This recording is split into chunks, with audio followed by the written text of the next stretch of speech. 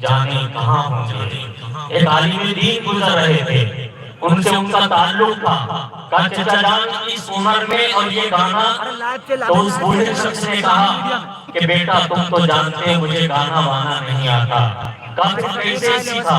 کہا بیٹا کمانے کے لیے ممبئی گیا۔ اسلامی میڈیا اپنے آتا ہے کہ بلایا جاتا ہے؟ میں نے کہا بیٹے سے میڈیا والا کو بلایا جاتا ہے تو کہا پتا جی اپنے سے پہنچنا ہے کہ اس کو یوٹیوب سے پیسہ آتا ہے۔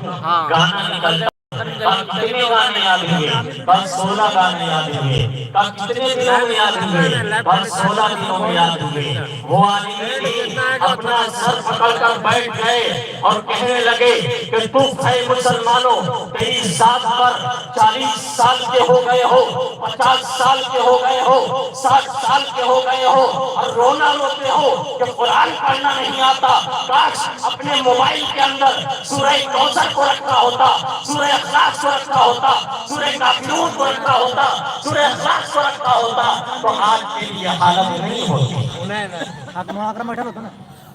بے شک کلام پاک ایک ایسی کتاب ہے، بے شک کلام پاک ایک ایسی کتاب ہے دنیا کے ہر سوال کا جس میں جواب ہے، اور تو معجزہ بھی دیکھ کے کلمہ نہ پڑھ سکا۔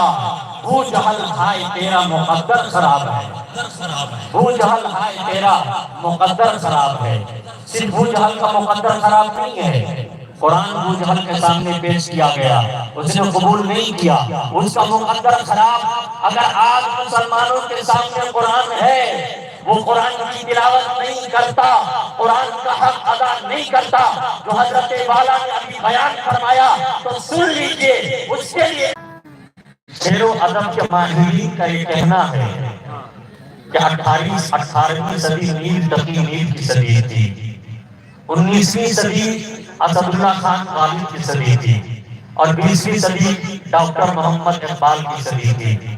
لیکن ہمارے درمیان ایک ایسے شاعر ہیں اور جن کا ملک ہندوستان کے اندر ان شعراء کی فہرست میں شمار ہوتا ہے، جو یہ اعلان کرتے ہیں کہ کہہ دو میر و غالب سے ہم بھی شعر کہتے ہیں، کہہ دو میر و غالب سے ہم بھی شعر کہتے ہیں، وہ صدی تمہاری تھی یہ صدی ہماری ہے۔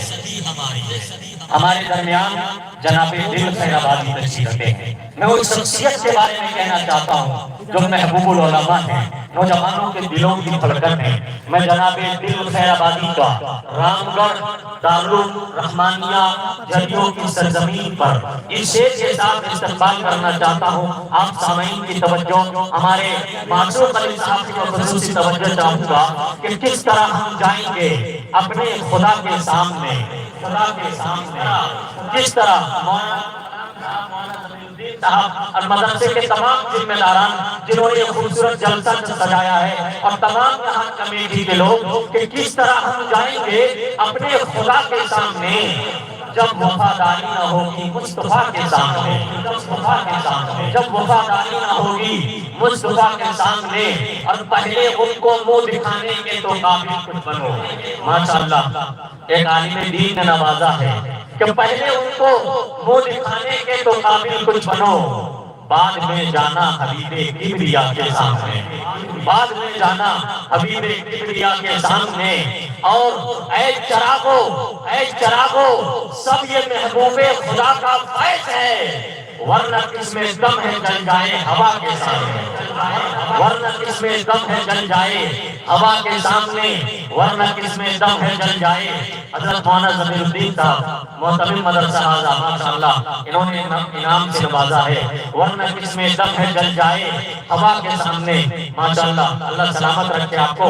یہ شعر کے طالب کہ یہ مسوری شملہ نینی تال تو کچھ بھی نہیں، یہ مسوری شملہ نینی تال تو کچھ بھی نہیں۔ دیکھیں معصوم علی صاحب سلامت رکھے، یہ مسوری شملہ نینی تال تو کچھ بھی نہیں، روضہ سرکار کی آب و ہوا کے سامنے، روضہ سرکار کی آب و ہوا کے سامنے، روضہ سرکار کی آب و ہوا کے سامنے۔